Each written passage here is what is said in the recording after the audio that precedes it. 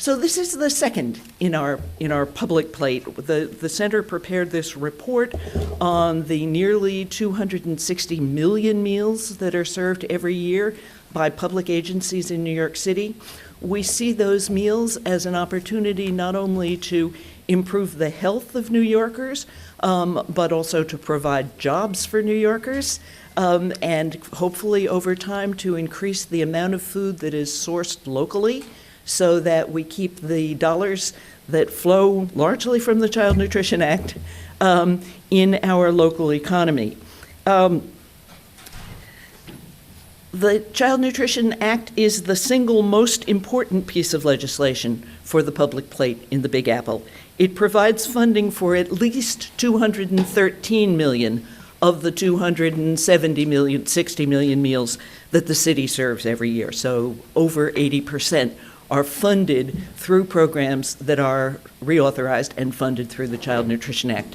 So this is a piece of legislation that is important to all New Yorkers, not only the New Yorkers who eat the meals that are provided, that's the kids in the schools and children in childcare and people in after school and recreation programs, but also the workers who prepare them and the people who transport them and supply the ingredients. It's an enormous system in New York City. It involves many of us, and for many families, these meals provide a little ease in a tight budget in tight times. So it's a piece of legislation in which we all have a stake.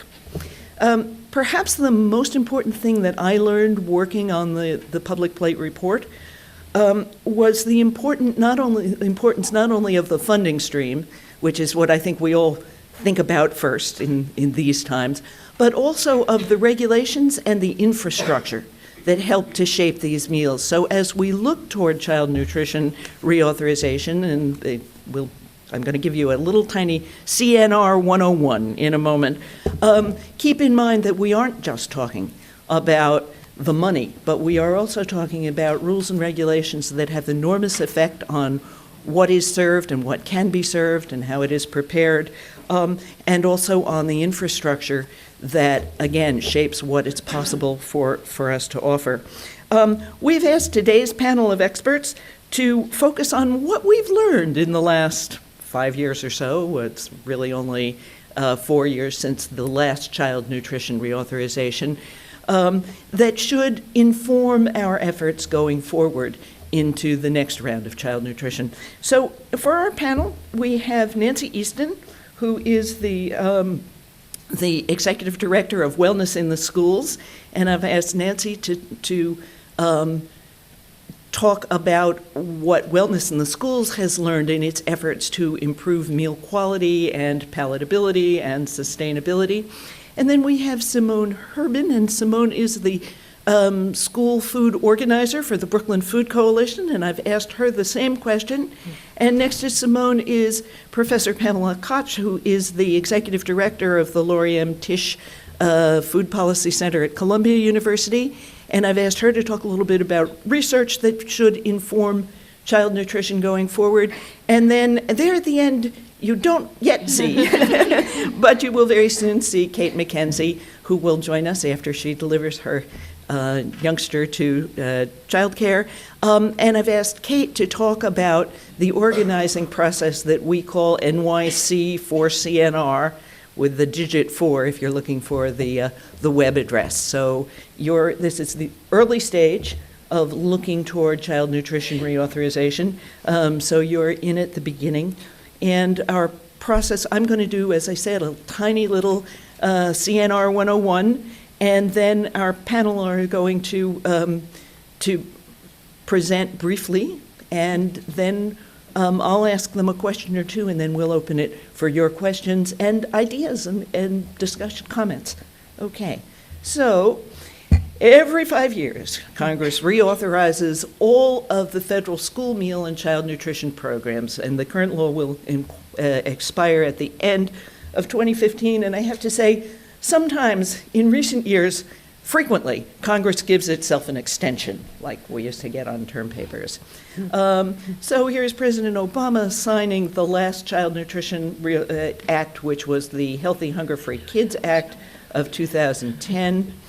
Reauthorization includes all of these programs. So when I said that that this law shapes 80%, more than 80% of the meals on the public plate in New York City, it affects the lunch program, the breakfast program, the child and adult care food program, the summer food service program, after school snacks and meals, the WIC program, which is not part of the public plate discussion, and as you see.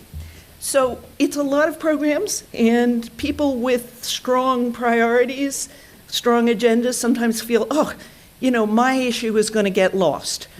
So I just want to, this is actually me at Chefs Move to Schools, but I was looking for a slide that would suggest or illustrate the idea that there's a broad coalition.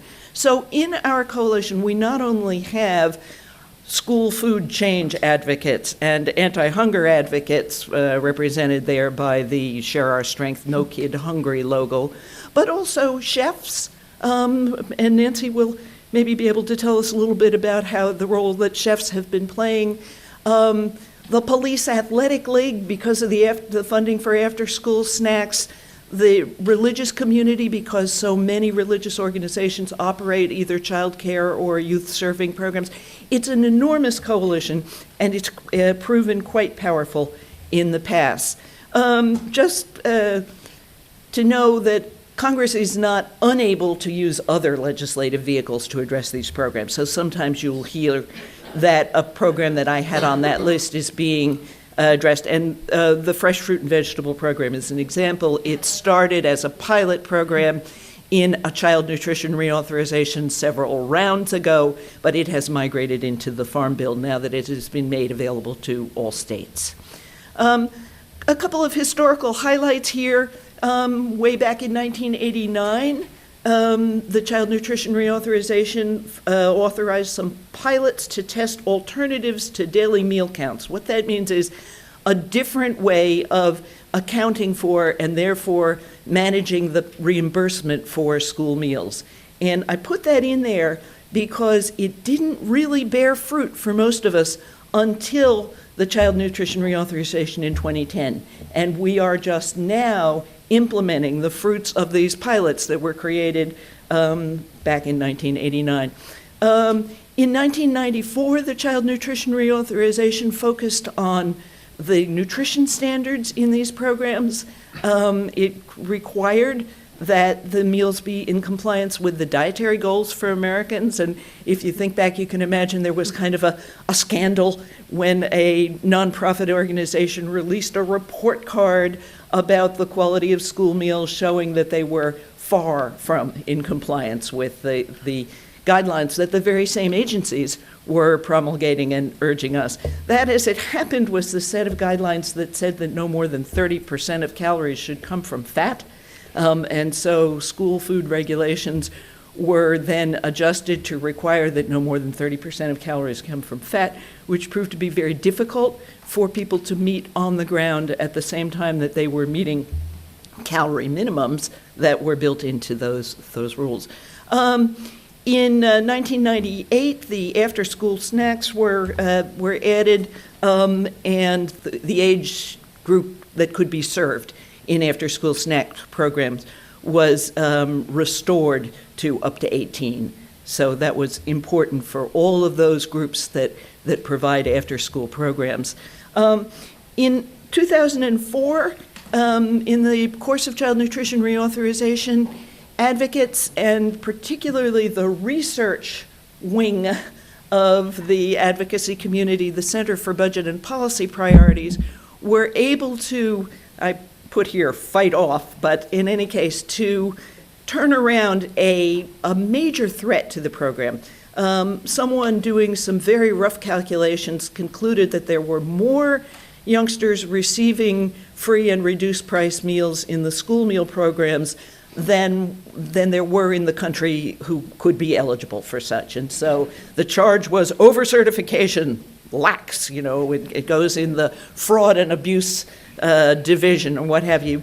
And the research community was mobilized and explained the whole thing to the satisfaction of Congress, and obtained a major change in the way the programs are run, in that now if you are eligible in September, your eligibility lasts for the whole school year. If you're eligible when school begins, the eligibility extends for the year, which eliminated a lot of situations where family income had changed, and so youngsters were no longer eligible. Somebody got a $10 raise and it put them over the threshold. Schools are not welfare agencies set up to manage a means test, and they weren't keeping up with this, and so they were finding children who were quote,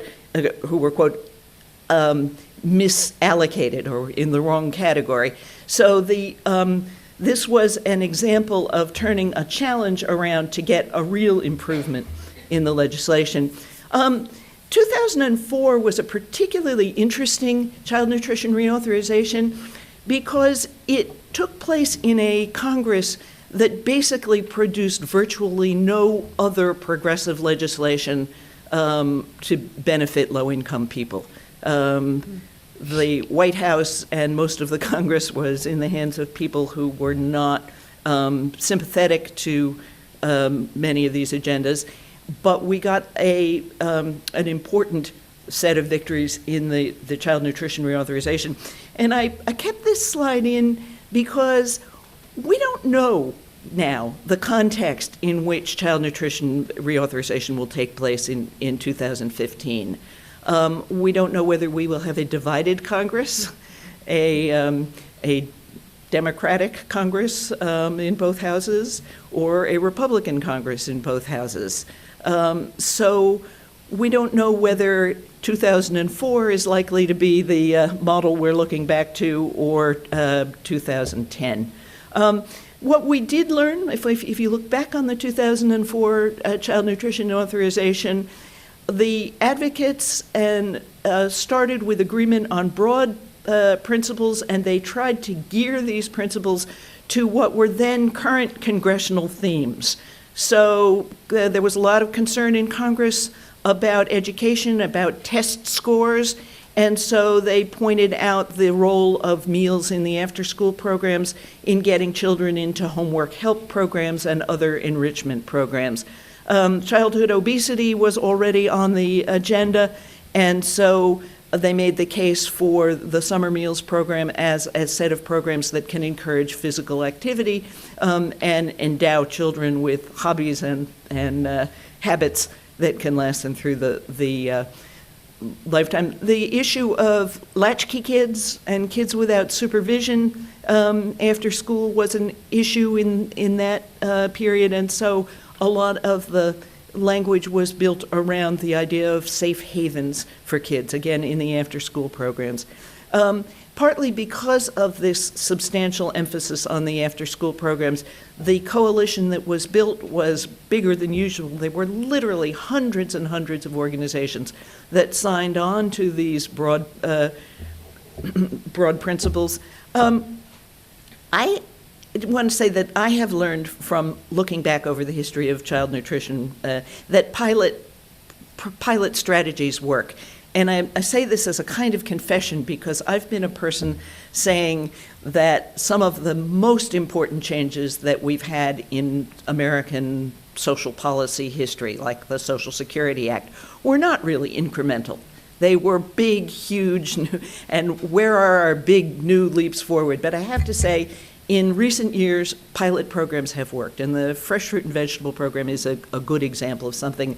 When it first came out, I laughed. I thought, well, that's a token program. It was in 20 schools, in a nation that has 55,000 schools. So I stand corrected on that. The note about the importance of face-to-face meetings really has to do with the fact of that in this particular child nutrition reauthorization, the Washington-based advocates organized lots of trips to Washington for groups from places like New York. You yourself can join in on one of these, and went to meet with congressional staffers face-to-face. and engaged them, and it appears to have paid off. Finally, there was quite a delay in this process, and they found the delay, or the advocates in Washington reported in retrospect that the delay was helpful because they had a long time to do hearings and convince the authorizing committees. And so then they had some time to lobby for additional funds. If we look to the 2009-2010 CNR, Child Nutrition Reauthorization process, the lessons are a little more complex. Some of you will know that there was a big fight in the 2010 Child Nutrition Authorization, a fight within what we broadly regard as the good guys, or our community, in that eventually the Senate committee found money to provide an upgrade in the school meal reimbursement by taking money from a pool of money that had been set aside to have a temporary increase in the SNAP, food stamp allocations. And by taking that money and applying it to the 6 cent a meal reimbursement increase, they created the situation that New York lived through and the rest of the country in November, when SNAP grants dropped significantly, creating a great deal of hardship. So there was quite a divide in the broadly conceived child nutrition community, between people saying that the 6 cent increase was permanent and we should go for it, and people saying that we should never allow them to take money from one program that affects poor people, that we were basically reducing the food that children would get at home in order to improve the food they would get at school, not a reasonable trade-off. So those are the lessons I think many of us take away from that. And then this last note here should be a separate slide, because looking forward to 2015, one of the things we know already is that there's a lot of disagreement around the nutrition standards that were implemented as a result of the 2010 legislation. And the School Nutrition Association, which is the biggest player in some sense in school meals related lobbying and organizing, has taken a position of wanting to roll back some of the standards that were established in the 2010 legislation. This has certainly been, if you're teaching public policy, this has certainly been an episode that says the job isn't done when the legislation passes. Implementation has proven to be an enormous kind of battleground. But what I take, and perhaps I'm just showing my inclinations to start with, is that this is a good time for us to focus somewhat on the access side of the child nutrition legislation. The standard side, the nutrition standards, were the primary focus of the 2010, although in fact there was a major provision in the 2010 legislation for what's called community eligibility, a new and very hopeful approach to reducing paperwork and creating city by city or town by town situations of universal free meals. And you may know that here in New York we've got a very active campaign going for universal free school meals in New York. So perhaps the time is right.